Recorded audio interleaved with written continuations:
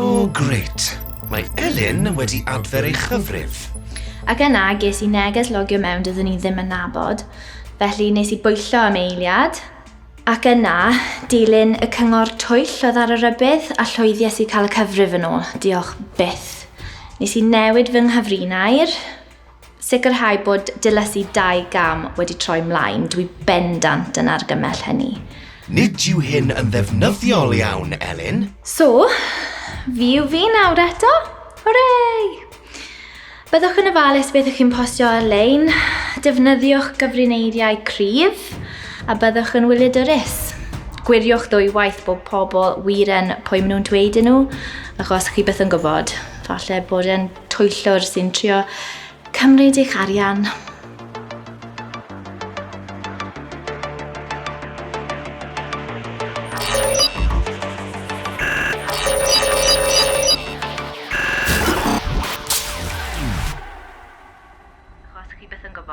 Falle bod e'n twyllwr sy'n trio cymryd eich arian.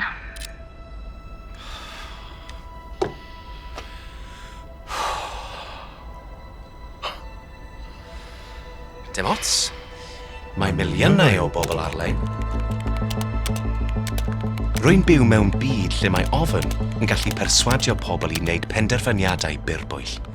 Pob tro chi'n mynd ar-lein, rydych chi yn fy myd I. Wy'n aros am bobl sydd ddim yn pwyllo, gwirio, diogelu. Wyt ti'n un ohonynt?